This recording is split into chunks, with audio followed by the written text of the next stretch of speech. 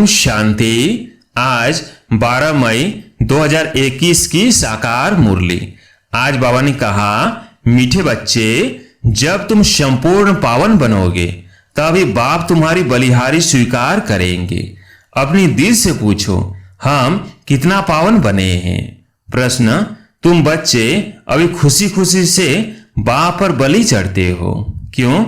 उत्तर, क्योंकि तुम जानते हो अभी हम बलिहार जाते हैं तो बाप 21 जन्मों के लिए बलिहार जाते हैं। तुम बच्चों को यह भी मालूम है कि अब हम इस अविनाशी रुद्र ज्ञान यज्ञ में सब मनुष्य मात्र को स्वाहा होना ही है।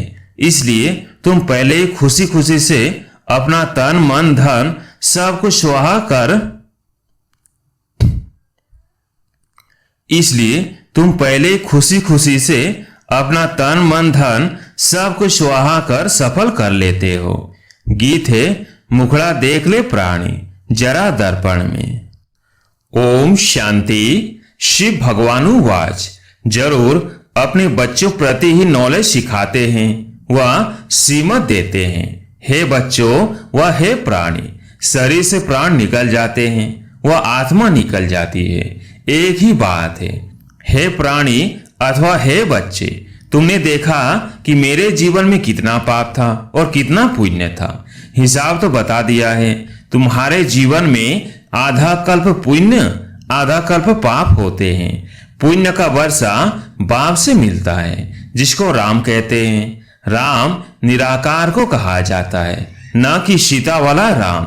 तो अब तुम बच्चे जो आकर के ब्रह्मामुख वर्षावली ब्राह्मण बने हो, तुम्हारी बुद्धि में आया है बरोबर आधा कल्प हम पुण्य आत्मा ही थे, फिर आधा कल्प पाप आत्मा बने। अभी पुण्य आत्मा बनना है। कितना पुण्य आत्मा बने हैं वो हर एक अपनी दिल से पूछे। पाप आत्मा से पुण्य आत्मा कैसे बनेंगे वो भी बाप ने समझाया है। यज्ञ तप आदि से तुम पुण्य आत्मा नहीं बनेंगे, वो है भक्ति मार्ग। इससे कोई भी मनुष्य पुण्य आत्मा नहीं बनते हैं। अभी तुम बच्चे समझते हो हम पुण्य आत्मा बन रहे हैं। आसुरी मत से पाप आत्मा बनते बनते सीढ़ी उतरते ही आए हैं। कितना समय हम पुण्य आत्मा बनते हैं, वह सुख का वर्षा लेते हैं, यह किसको पता नहीं है। उस बाप को याद तो सभी मनुष्य करते हैं, उनको ही परम पिता परमात्मा कहते हैं। ब्रह्मा विष्णु शंकर को परमात्मा नहीं कहेंगे और किसको परमात्मा नहीं कह सकते हैं। भल इस समय तुम प्रजापिता ब्रह्मा कहते हो, परंतु प्रजापिता को कभी भक्ति मार्ग में याद नहीं करते हैं। याद सभी फिर भी निराकार बाप को ही करते हैं। ओ गॉड फादर, ओ भगवान अक्षर ही निकलते हैं, एक को ही याद करते हैं।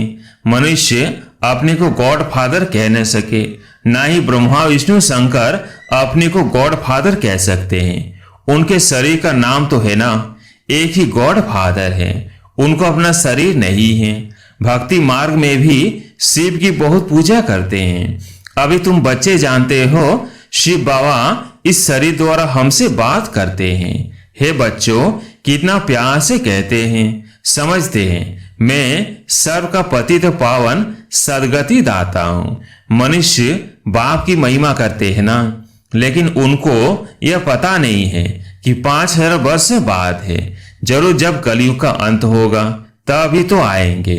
अभी कलयुग का अंत है तो जरूर अब आया हुआ है। तुमको कृष्ण नहीं पढ़ाते हैं, श्रीमत मिलती है। श्रीमत कोई कृष्ण की नहीं है। कृष्ण की आत्मा भी श्रीमत से देवता बनी थी, फिर 84 जन्म लेते अब तुम आसुरी मत के बने हो। बाप कहते हैं मैं आता ही तब हूं जब तुम्हारा चक्र पूरा होता है।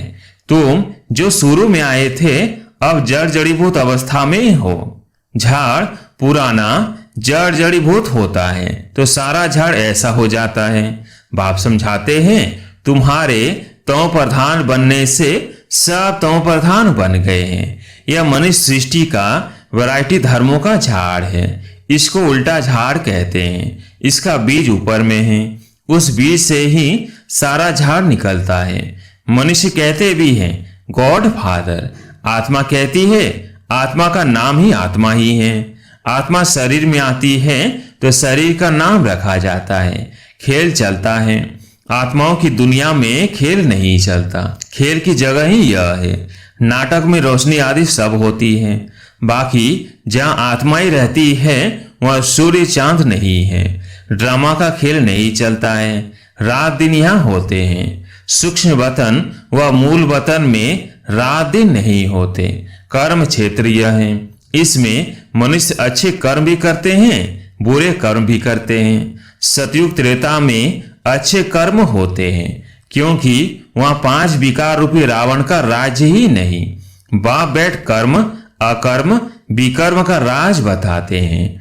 कर्म तो करना ही है, यह कर्म क्षेत्र है। सतयुग में जो मनुष्य कर्म करते हैं वह अकर्म हो जाता है। वहां रावण राज ही नहीं, उनको हेविन कहा जाता है। इस समय हेविन है नहीं। सतयुग में एक ही भारत था और कोई खंड नहीं था। हेवनली गॉड फादर कहते हैं तो बाप जरूर हेविन ही रचेंगे। ये सब नेशन वाले जानते हैं कि भारत प्राचीन देश है। पहले सिर्फ भारत ही था, यह कोई नहीं जानते हैं। अभी तो नहीं है ना, यह है ही 5000 वर्ष की बात। कहते भी हैं क्राइस्ट से 3000 वर्ष पहले भारत हेविन था। रचयिता जरूर रचना रचेंगे। तमो प्रधान बुद्धि होने कारण इतना भी नहीं समझते। भारत तो सबसे ऊंचे खंड है। पहली बिरादरी है मनुष्य सृष्टि की। यह भी ड्रामा बना हुआ है। साहूकार गरीबों को मदद करते हैं, यह भी चला आता है। भक्ति मार्ग में भी साहूकार गरीबों को दान करते हैं, परंतु यह है ही पतित दुनिया। तो जो कुछ भी दान पुण्य करते हैं पतित ही करते हैं। जिसको दान करते हैं वो भी पतित हैं। पतित को दान करेंगे, उनका फल क्या पाएंगे? बल कितना भी दान पुण्य करते आए हैं फिर भी गिरते आए हैं। भारत जैसा दानी खंड और कोई नहीं होता। इस समय तुम्हारा जो भी तन मन धन है सब ईश्वर स्वाहा करते हो। इनको कहा जाता है राजस्व अश्वमेध अविनाशी ज्ञान यज्ञ। आत्मा कहती है यह जो पुराना शरीर है इनको भी यह स्वाहा करना है, क्योंकि तुम जानते हो सारी दुनिया के मनुष्य मात्र ईश्वर स्वाहा होते हैं। इसलिए हम क्यों नहीं खुशी से बाबा पर बलि चढ़ जाए। आत्मा जानती है हम बाप को याद करते हैं। कहते भी आए हैं बाबा आप जब आएंगे तो हम बलिहार जाएंगे, क्योंकि अब हमारे बलिहार जाने से आप फिर 21 जन्म के लिए बलिहार जाएंगे। ये सौदागरी है। हम आप पर बलिहार जाते हैं तो आप भी तो 21 बार बलिहार जाते हैं। बाप कहते हैं जब तक तुम्हारी आत्मा पवित्र नहीं बनी है तब तक हम बलिहारी स्वीकार नहीं करते हैं। बाप कहते हैं मामेकम याद करो तो आत्मा प्योर बन जाएगी। बाप को भूलने से तुम कितने पति दुखी हुए हो। मनुष्य दुखी होते हैं तो फिर शरणागति लेते हैं। अभी तुम 63 जन्म रावण से बहुत दुखी हुए हो। एक सीता की बात नहीं, सब सीताएं हैं जो भी मनुष्य मात्र हैं। रामायण में तो कहानी लिख दी है। सीता को रावण ने शोक वाटिका में डाला। वास्तव में बात सारी इस समय की है। सभी रावण अर्थात 5 विकारों की जेल में हैं, इसलिए दुखी हो पुकारते हैं हमको इनसे छुड़ाओ। एक ही बात नहीं। बाप समझाते हैं सारी दुनिया रावण की जेल में है। रावण राज्य है ना। कहते भी हैं राम राज्य चाहिए। गांधी ने भी कहा सन्यासी कभी ऐसे नहीं कहेंगे कि राम राज्य चाहिए, भारतवासी ही कहेंगे। इस समय आदि सनातन देवी देवता धर्म है नहीं और ब्रांचेज है। सतयुग था, एक ही आदि सनातन देवी देवता धर्म था। अभी वो नाम ही बदला हुआ है। अपने धर्म को भूल फिर और धर्म में कन्वर्ट होते जाते हैं। मुसलमान आए, कितने हिंदुओं को अपने धर्म में कन्वर्ट कर लिया। क्रिश्चियन धर्म में भी बहुत कन्वर्ट हुए हैं। इसलिए भारतवासियों की जनसंख्या कम हो गई है। नहीं तो भारतवासियों की जनसंख्या सबसे जास्ती होनी चाहिए। अनेक धर्मों में कन्वर्ट हो गए हैं। बाप कहते हैं तुम्हारा जो आदि सनातन देवी देवता धर्म है वो सबसे ऊंच है। शतो प्रधान थे, अब वही बदलकर फिर तमोप्रधान बने हैं। अब तुम बच्चे समझते हो ज्ञान सागर पतित पावन जिसको बुलाते हैं वही सम्मुख पढ़ा रहे हैं। वो ज्ञान का सागर प्रेम का सागर है। कृष्ण की ऐसी महिमा नहीं करेंगे। कृष्ण को ज्ञान का सागर पतित पावन नहीं कहा जाता है। सागर एक होता है, चारों तरफ ऑलराउंड सागर ही सागर है, दो सागर नहीं होते हैं। यह मनुष्य सृष्टि का नाटक है, इसमें सबका अलग अलग पार्ट है। बाप कहते हैं मेरा कर्तव्य सबसे अलग है। मैं ज्ञान का सागर हूं, मुझे ही तुम पुकारते हो हे पतित पावन। फिर कहते हो लिबरेटर। लिबरेटर किससे कहते हैं यह भी कोई नहीं जानते। तुम जानते हो हम सतयुग त्रेता में बहुत सुखी थे, उसको स्वर्ग कहा जाता है। अभी तो है ही नर्क, इसलिए पुकारते हैं दुख से लिबरेट कर सुखधाम ले चलो। सन्यासी कभी नहीं कहेंगे कि फलाना स्वर्गवासी हुआ। वह फिर कहते हैं पार निर्वाण गया। विलायत में भी कहते लेफ्ट फॉर हेवनली अवार्ड समझते हैं। गॉड फादर पास गए, हेवनली गॉड फादर कहते हैं। ब्रोवर हेवन था, अब नहीं है। हेल के बाद हेवन चाहिए। गॉड फादर को यहाँ आकर हेवन स्थापन करना है। सूक्ष्म वतन मूल वतन में कोई हेवन नहीं होता है, जरूर बाप को ही आना पड़ता है। बाप कहते हैं मैं आकर प्रकृति का आधार लेता हूं। मेरा जन्म मनुष्य मुआफिक नहीं है, मैं गर्भ में नहीं आता हूं। तुम सभी गर्भ में आते हो। सतयुग में गर्भ महल होता है, क्योंकि वहां कोई विकर्म होता नहीं जो सजा भोगे, इसलिए उसको गर्भ महल कहा जाता है। यहाँ विकर्म करते जिसकी सजा भोगनी पड़ती है, इसलिए गर्भ जेल कहा जाता है। यह रावण राज्य में मनुष्य पाप करते रहते हैं। यह है ही पाप आत्माओं की दुनिया, वह है पुण्य आत्माओं की दुनिया स्वर्ग। इसलिए कहते हैं पीपल के पत्ते पर कृष्ण आया। यह कृष्ण की महिमा दिखाते हैं। सतयुग में गर्भ में दुख नहीं होता है। बाप कर्म अकर्म विकर्म की गति समझाते हैं, जिसका फिर शास्त्र गीता बनाया है। परंतु उसने शिव भगवानुवास के बदले कृष्ण का नाम डाल दिया है। अब तुम जानते हो हम बेहद के बाप से बेहद सुख का वर्षा लेते हैं। अभी भारत रावण से शापित है, इसलिए दुर्गति हो गई है। यह बड़ा श्राप भी ड्रामा में नुधा हुआ है। बाप आकर वर देते हैं आयुष्मान भव, पुत्रवान भव, संपत्तिवान भव, सभी सुख का वर्षा देते हैं। तुमको आकर पढ़ाते हैं, जिस पढ़ाई से तुम देवता बनते हो। यह नई रचना हो रही है। ब्रह्मा द्वारा तुमको बाप अपना बनाते हैं। गाया भी जाता है प्रजापिता ब्रह्मा, तुम उनके बच्चे ब्रह्म कुमार कुमारियां बने हो। दादे से वर्षा बाप द्वारा लेते हो, आगे भी लिया था, अब फिर बाप आया है। बाप के बच्चे तो फिर बाप के पास जाने चाहिए, परंतु गाया हुआ है प्रजापिता ब्रह्मा द्वारा मनुष्य सृष्टि की स्थापना होती है, तो यहाँ होगी ना। आत्मा के संबंध में कहेंगे हम भाई भाई हैं। प्रजापिता ब्रह्मा की संतान बनने से तुम भाई बहन बनते हो।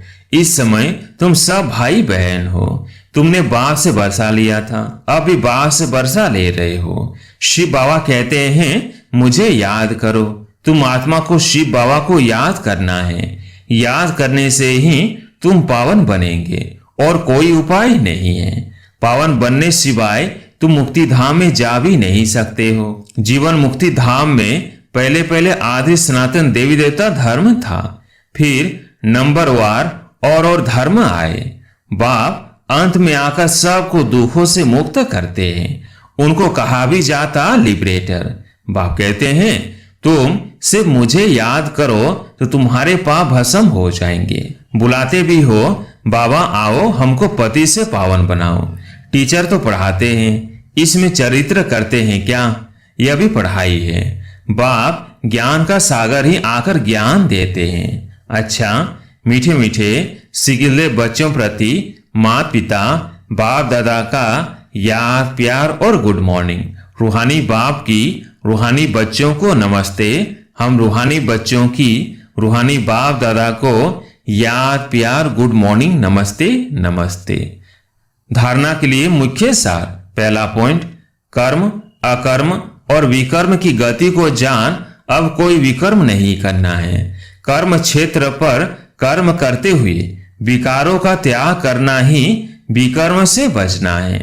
दूसरा पॉइंट, ऐसा पावन बनना है जो हमारी बलिहारी बाप स्वीकार कर ले। पावन बनकर पावन दुनिया में जाना है।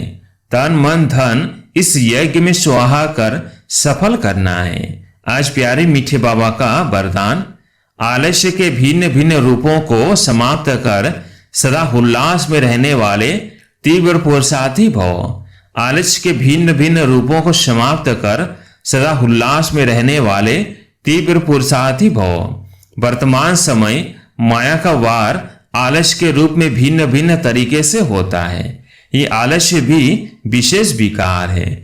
इसे खत्म करने के लिए सदा उल्लास में रहो। जब कमाई करने का आलस्य होता है तो आलस्य खत्म हो जाता है। इसलिए कभी उल्लास को कम नहीं करना। सोचेंगे, करेंगे, कर ही लेंगे, हो जाएगा, ये सब आलस्य की निशानी है। ऐसे आलस्य वाले निर्बल संकल्पों को समाप्त कर यही सोचो कि जो करना है, जितना करना है, अभी करना है, तब कहेंगे तीव्र पुरुषार्थी।